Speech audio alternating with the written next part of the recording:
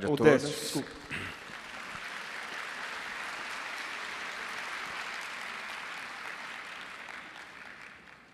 Esse assunto é um assunto bem complexo, bem vasto, né, na verdade, essa questão da ciência e espiritualidade.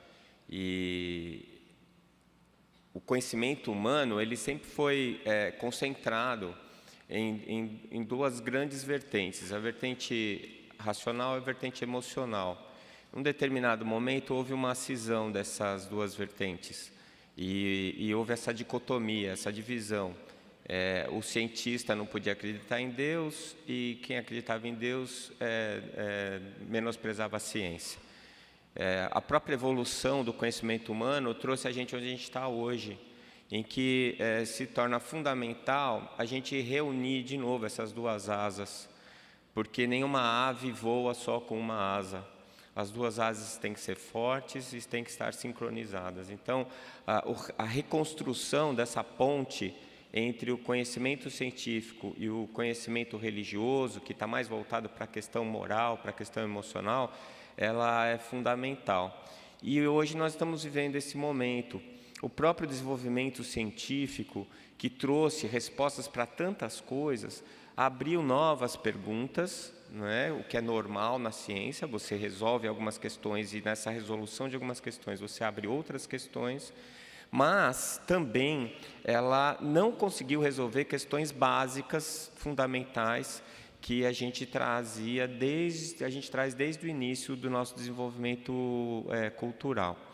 Então, a gente vai falar um pouquinho, nesses 30 minutos, eu vou me voltar um pouquinho mais para a questão da espiritualidade, e depois, como eu vou ter a oportunidade de falar numa palestra, né, no final da mesa, aí eu vou voltar um pouquinho mais nessa questão da ciência, né?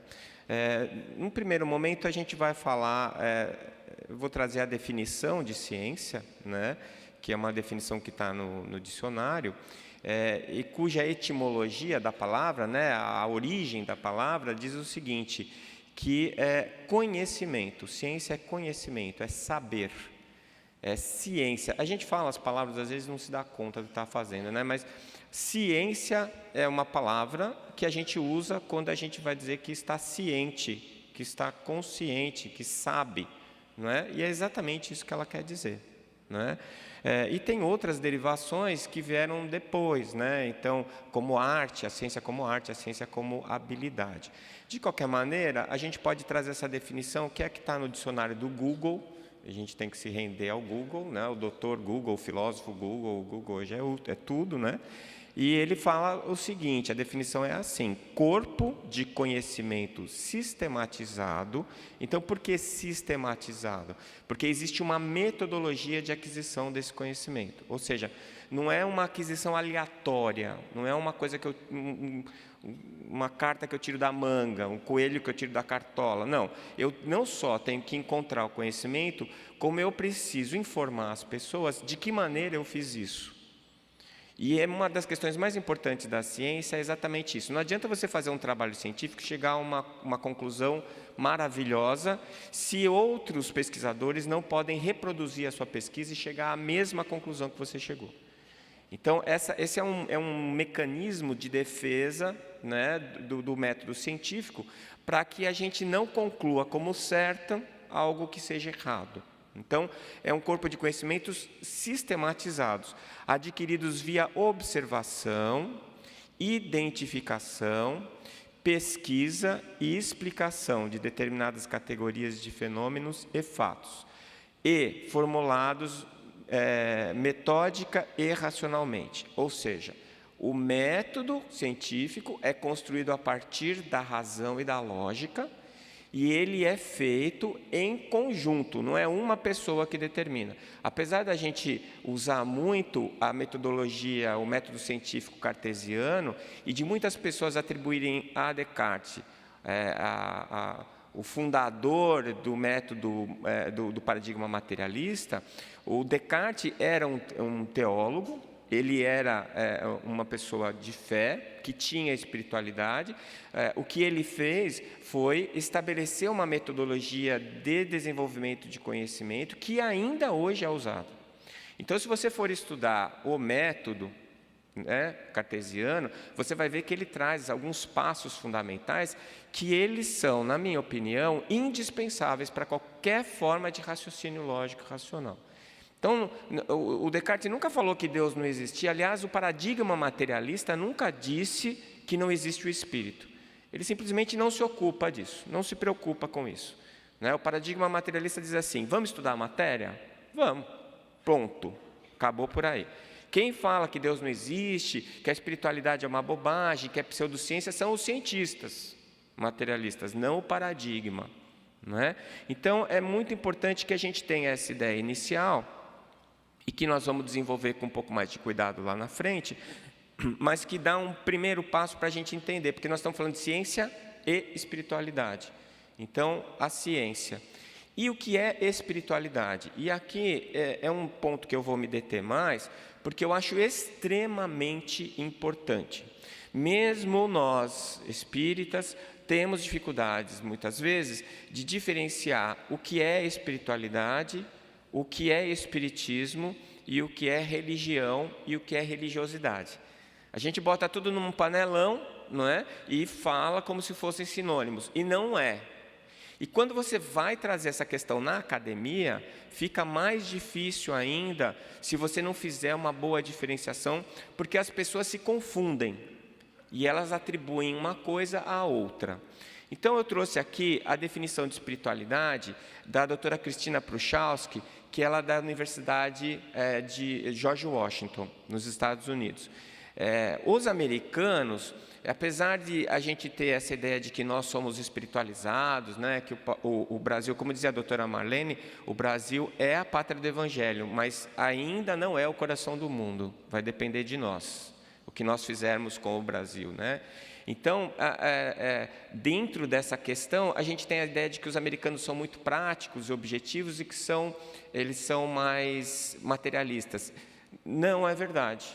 As pesquisas sobre espiritualidade mostram que o povo americano é mais espiritualizado do que nós brasileiros, inclusive, não é? Então, eles tomaram a frente nessa questão da introdução da espiritualidade dentro do ambiente científico, dentro da academia. E existem várias pesquisas e várias definições de espiritualidade. Essa talvez seja a mais completa, é por isso que eu trouxe a da doutora Cristina Pruchalski. E ela diz assim, que espiritualidade é o aspecto da humanidade que remete à forma como os indivíduos procuram e expressam significado e propósito. Significado e propósito, né? Eu gostaria que vocês guardassem essas duas palavrinhas. É a maneira como vivenciam sua conexão ao momento, aos outros, à natureza e ao significado, ao significante ou sagrado. Essa definição ela precisa ser lida com bastante atenção e, de uma certa maneira, que ela seja meditada. Mas, de qualquer maneira, eu acho que ela começa muito bem, porque é um aspecto da humanidade. Então, se é um aspecto da humanidade, significa que todos os seres humanos têm. E você vai falar assim para mim, não, um ateu não tem espiritualidade. Tem. Por quê? Porque a espiritualidade é uma necessidade, é parte integrante de nós. E mesmo que a gente procure negar, ela existe em nós. Não é? Existe uma outra definição de William James que diz que a espiritualidade é a nossa necessidade ou a nossa capacidade de transcender. O que é transcender? Transcender é você ir além, é você enxergar além, você perceber o que vem depois. E recentemente, numa mesa redonda lá no Conselho Regional de Medicina do Mato Grosso do Sul, onde eu moro, eu tive a oportunidade de fazer uma mesa redonda e discutir sobre espiritualidade, e um dos debatedores era ateu.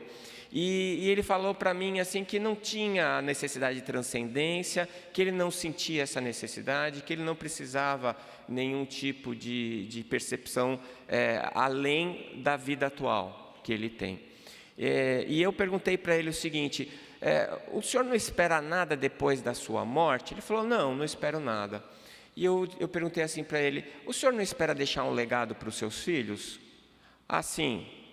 Isso é importante, porque os meus filhos, de uma certa maneira, são uma continuação biológica de mim mesmo. Eu falei, mas é só a continuação biológica? Ele, não, tem todo o aspecto moral, eu quero que eles sejam pessoas boas. Eu falei, e o seu trabalho? Ele é psiquiatra. O senhor não pensa assim, o que as pessoas vão falar quando o senhor morrer? Né? Será que o senhor ficaria feliz se os seus pacientes se juntassem para colocar o seu nome numa rua, por exemplo, ou o seu nome num hospital, ou numa clínica de atendimento psiquiátrico? Seria uma coisa que eu gostaria de que acontecesse. Bom, ele está transcendendo, não é? Só que ele transcende num nível mais baixinho, mais acanhado, não é? E a gente já transcende num nível maior, né? A gente quer ser assistente direto de Jesus, a gente já acha que vai encarnar filho do Chico Xavier. Cada um. Você vai sonhar aí, o sonho é de graça, você sonha o que você quiser. Mas todos nós transcendemos. Todos nós transcendemos. E eu, como cirurgião, sempre digo que eu nunca vi ninguém passar pelo teste da maca. O teste da maca é assim, você pega um ateu convicto, não é? E eu já tive essa experiência de um colega que morou comigo na época da residência, e ele sofreu um acidente de moto, estava com fratura exposta, indo para o centro cirúrgico, e eu estava do lado dele, ele virou para mim, morrendo de medo, achando que ia morrer, estava chocado, perdeu sangue, estava uma situação bem grave, e ele virou para mim e falou assim, Décio, você acredita mesmo nesse negócio de Deus, Espírito, né? Eu falei, eu acredito. Ele perguntou assim para mim, você sabe que eu não acredito em nada disso? Eu sei, fica tranquilo, eu sei. Aí ele falou assim, bom, nessa hora eu acho melhor a gente cobrir todas as possibilidades, você reza para mim? Então você veja que não tem jeito de esconder, mais cedo ou mais tarde a sua transcendência vai aparecer. E essa necessidade de transcender, que dá um sentido para a tua vida, e esse é um motivo pelo qual eu acho que aumentou tanto a incidência de suicídio no nosso planeta, porque as pessoas estão tentando negar isso. E é justo isso que dá o sentido para a gente. Né? É justo isso que faz a gente querer acordar no dia seguinte. É justo isso que faz a gente querer progredir, a gente querer aprender. É o sentido de que nada termina. Um ciclo termina, mas eu não termino, eu continuo, eu vou evoluir. Então, dentro dessa expectativa, a espiritualidade, ela é uma necessidade, ela é parte integrante de cada um de nós. E que, como parte integrante e necessidade, seria muito bom que nós pudéssemos desenvolvê-la, né? Cultivá-la. Aparelhar a nossa espiritualidade para que nós possamos ser pessoas mais bem ajustadas ao nosso mundo e às nossas condições.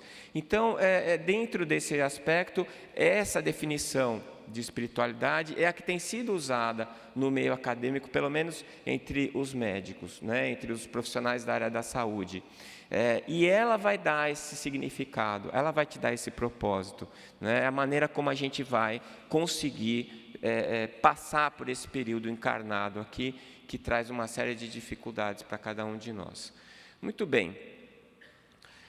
Então, alguns dos aspectos da espiritualidade que gera a capacidade de transcender, eu nem diria a capacidade, né? Eu escrevi isso aí, capacidade, mas eu colocaria a necessidade, né? Essa espiritualidade é que gera a nossa necessidade de transcender. Transforma o ser, porque eu não sei, eu estou colocando aqui uma experiência pessoal, eu sempre acreditei em Deus, mas eu era desfocado com relação à religião, até porque eu tinha essa dificuldade de perceber a diferença entre religião e espiritualidade, e no momento em que eu reencontrei o Espiritismo, nessa encarnação, eu me transformei como pessoa, como profissional, né? Por quê? Porque eu passei a ver o horizonte de uma maneira diferente. Você reage de acordo com o ambiente onde você se vê. Se você se vê num ambiente hostil, você vai se defender, vai se fechar. Se você se vê num ambiente próspero, você vai tentar se integrar, né? E a gente vê o ambiente que a gente vê, né? O Peixinho falou isso ontem e eu tenho falado muito sobre esse assunto. O que a gente vê nem sempre é a realidade, é a nossa versão da realidade, né? Nós somos escravos dos nossos sentidos enquanto estamos encarnados. Então, tem quem vê o bom e tem quem vê o ruim. Ontem, quando a gente saiu daqui, eu não sei se vocês repararam, olhando para o lado esquerdo estava chovendo, e para o lado direito estava sol. E eu pensei, veja lá, o otimista vai olhar para o lado direito e vai falar, que dia lindo. E o pessimista vai olhar para o lado esquerdo e falar, mas meu Deus, está chovendo, e agora? Né? Vou me molhar todo. É assim, a vida sempre mostra um lado bom e um lado ruim. E se você está achando que está tudo ruim, é porque você não está olhando para o lado certo. Né? Depois, ela dá significância à vida e ao sofrimento. Então, a gente pode lembrar de Viktor Frankl, que viveu ali na época do Holocausto, esteve em campos de concentração, e Viktor Frankl fala uma coisa fundamental: o sofrimento só se torna possível a partir do momento em que o ser humano dá um significado para aquele sofrimento. Você sentir dor e sofrer, que aliás são duas coisas diferentes. Você pode sentir dor e não sofrer, e você pode sofrer sem sentir dor. Não é? Então, se você não dá um significado para aquilo, aquilo te traz um desgaste, um sofrimento que pode se transformar em algo insuportável. Então, se você tem realmente uma percepção de significado, aquilo passa a ser uma coisa suportável. Não é? Então, é isso que muda o sofrimento, por exemplo, de alguém que perde um filho ou uma filha e é ateu. E alguém que perde um filho ou uma filha e é espírita. Ou alguém que perde um filho ou uma filha e tem a crença de que eles foram para o céu ou para o inferno, pela eternidade, que eu acho uma sentença isso muito pesada. Então, o que acontece? Acontece que a tua perspectiva muda e o significado daquele sofrimento muda. Então, se você pensa que é a verdade, na minha opinião, que morrer não é ruim, o ruim é nascer, né? E a gente fica morrendo de medo de morrer, mas na verdade a gente tem que ter medo de nascer. Acho que quando alguém vai te avisar lá no plano espiritual, olha, você vai encarnar, deve ser um dia terrível. Você pensa assim, ai meu Deus, vai começar tudo de novo, vou ter que aprender a andar, aprender a falar, né? Vou ter que fazer faculdade, vou ter que estudar, vou ter que trabalhar, vou sentir dor, vou ter que andar com o pé, né? Vou ter que ter WhatsApp, Facebook, muito ruim. Né? Agora, quando você vai desencarnar, você vai para casa, né? Você vai para o plano espiritual, não precisa mais gastar dinheiro com restaurante, é tudo a sopinha, né? Energética. Então, a vida fica mais fácil, não tem dor física, não é verdade? Então, a gente precisa se preocupar muito mais com a maneira como a gente vive do que com a morte. Mas, de qualquer maneira, você ter essa perspectiva dá um significado melhor. Você vai sentir a dor da ausência, a saudade, mas não vai ter o sofrimento, porque você sabe que aquele ente querido teu está melhor que você. Né? E a espiritualidade também, ela gera resiliência e coping. Então, aqui são as duas palavras mágicas que são o segredo do sucesso na saúde e na vida. E essas duas palavras mágicas, elas são fortemente servidas pela espiritualidade. O que é resiliência? Resiliência é a sua capacidade de aceitar o que está acontecendo com você. Isso não significa que você vai se abandonar, que você vai se conformar. A resiliência é a capacidade de aceitação. E essa capacidade de aceitação gera em você uma capacidade de resposta, de superação. Então, para dar um exemplo clássico do que é resiliência e coping, é você pensar no bambu. Bater um vento forte, o bambu aceita o vento e ele verga. Se ele não aceitasse o vento, ele quebrava. E se quebrou o bambu, ele não volta mais à posição original. Mas se ele aceita o vento, ele verga com o vento, mas ele ganha força. E quando o vento passa, ele volta para a sua posição original. Voltar para a sua posição original é o coping. É que essa palavra inglesa não tem tradução ainda para o português. Então, outro exemplo bom é a mola. Quando eu pressiono a mola, ela cede, mas conforme ela cede, ela acumula energia. Então, ela aceitar a pressão é a resiliência. E ela acumular energia e voltar à sua posição inicial é o coping.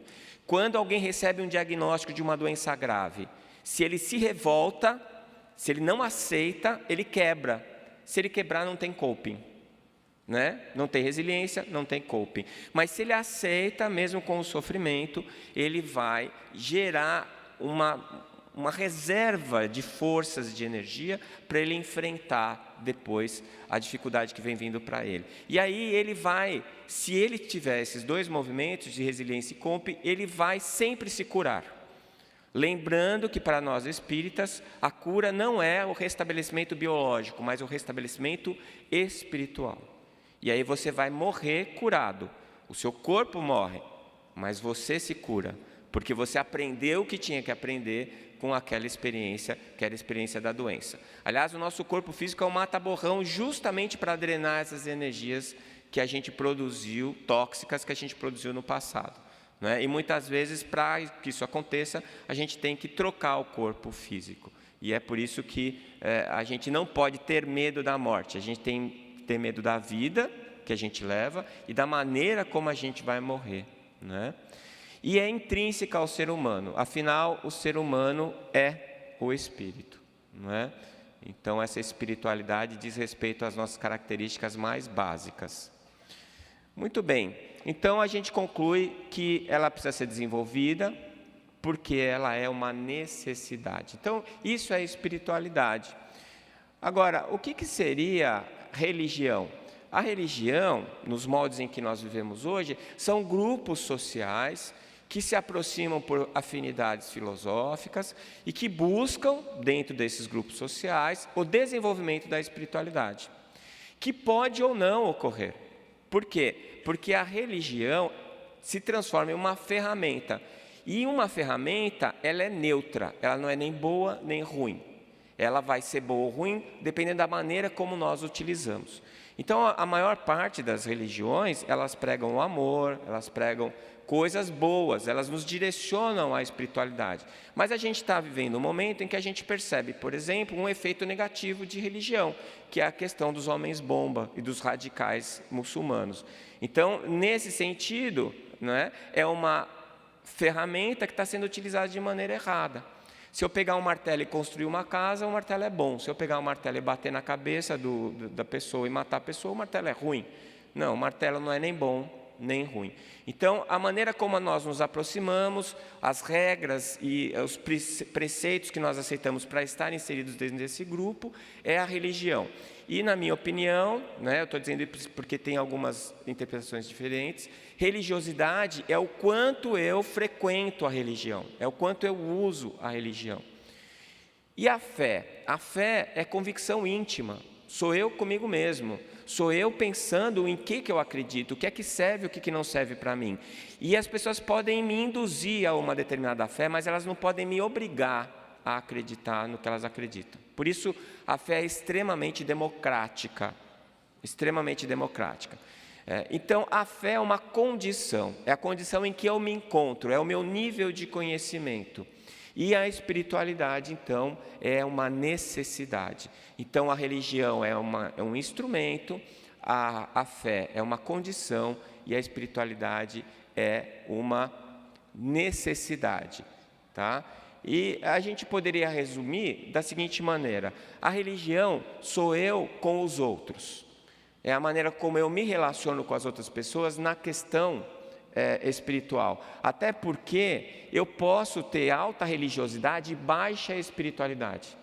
É o que o autor Alport descreveu como espiritualidade extrínseca. É o cara que ele vai na igreja pela questão social, né? Ele nunca foi na igreja católica, mas ele casa na igreja católica com uma festa de 800 mil reais. Né? Por quê? Porque aquilo, quer dizer, é mais social do que espiritual. Ele está mais preocupado com a festa, com a questão da aproximação social, do que com alguma coisa que está transformando ele por dentro. E tem pessoas que não têm nenhuma religião, não estão afiliados, mas eles levam dentro da alma deles uma espiritualidade poderosa. E às vezes eles não frequentam, não são associados a nenhuma linha religiosa, mas são extremamente espiritualizados. Isso é o que o Alport chama de espiritualidade intrínseca. Então, a espiritualidade intrínseca é que traz o benefício. Então, se a religião sou eu com os outros, a fé sou eu comigo mesmo, eu, minha consciência, e a espiritualidade sou eu com Deus. Eu posso viver sem a primeira, não dá para chegar na terceira sem a segunda, mas eu preciso chegar na terceira. Então, são esses 3 elementos que regem hoje a nossa questão, e é como a gente tem que discutir isso com os nossos pacientes. Então, eu queria só, para terminar, mostrar uma das aplicações práticas dessa questão, que é a gente associar a espiritualidade com a ciência, que é na questão da saúde e espiritualidade. Então, será que eu acreditar em Deus faz bem para a saúde? Faz. Então, eu vou trazer uma boa notícia para vocês, porque eu acho que aqui ninguém tem espiritualidade extrínseca. Se vocês tivessem espiritualidade extrínseca, diz que tem católico não praticante, agora eu vejo espírita não praticante. Ele vai no centro, fica conversando na palestra, toma o passe e vai para casa xingando todo mundo e falando mal da roupa de todo mundo. Não é? É igual o católico que acorda de manhã, vai para a missa, dorme, acorda na hora de comungar e depois vai para casa falando mal de todo mundo. Né? Então, se vocês tivessem religiosidade extrínseca, vocês estariam na praia agora. Como vocês não estão, eu estou inferindo que são todos de espiritualidade intrínseca aqui. Então, é uma boa notícia para vocês, porque os pacientes com religiosidade intrínseca, segundo os 3 estudos mais bem delineados que foram publicados, eles vivem 7 anos a mais, não é? Quem adora isso, quem gosta muito disso são os planos de saúde, porque você vai viver mais, mas você vai usar 56% menos os serviços de saúde. É por isso que a indústria farmacêutica fala muito mal disso, diz que é tudo bobagem, mas os planos de saúde estão promovendo a espiritualidade nos seus associados, não é? E quando você ficar doente, você reduz em mais de 6 dias por ano o tempo de internação.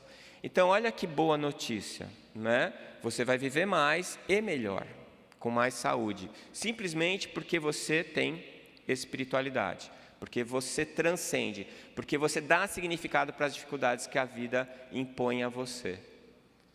Mas qual é a saúde que a gente busca? E aí que eu acho que a gente tem que pensar um pouquinho, né? Onde a gente busca a felicidade? O que é que motiva a gente?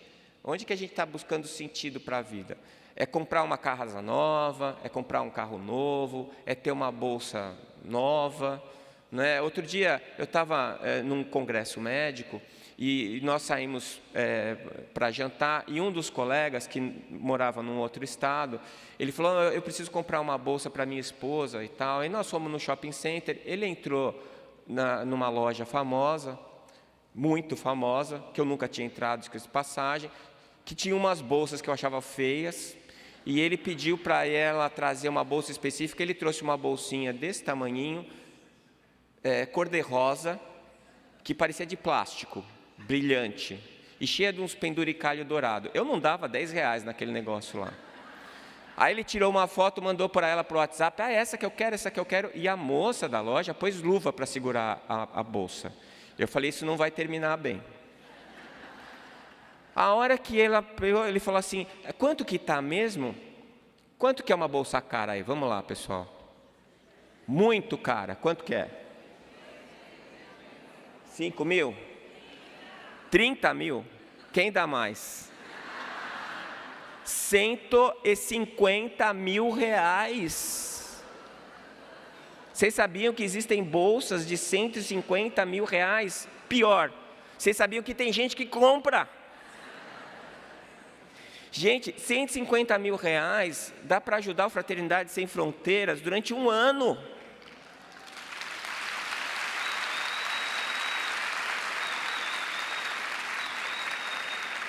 Essa pessoa está buscando significado para a vida dela em uma coisa que vai se degenerar, que vai chegar na casa dela, e o pior, ela vai andar com a bolsa de 150 mil, daqui meia hora, aquela não, porque é muito feia, mas daqui meia hora tem alguém que faz uma imitação genuína, e vai sair igualzinha, ela vai parecer igualzinha. Eu me empolguei aqui, já ultrapassei o tempo. Então a gente precisa parar para pensar o que é que importa para a gente, o que é que faz sentido, porque se você apoiar a sua vida toda na matéria, você vai acabar desejando encerrar o seu processo encarnatório. Você vai acabar terminando com um desejo suicida, não é? Porque a matéria é efeito, os resultados são efêmeros e ele gera frustração. Enquanto os ganhos das causas, eles estão na alma, eles provocam resultados permanentes e felicidade. Então, saúde é a perfeita harmonia da alma. Por isso, quando você estiver doente fisicamente, perceba que a sua doença física é um recado de que tem uma lição para você aprender. Aprenda a lição, não é? E se houver tempo, a doença física reverte. Se não houver, você desencarna com a doença física, mas você desencarna curado, porque a sua alma vai estar em harmonia. Muito obrigado.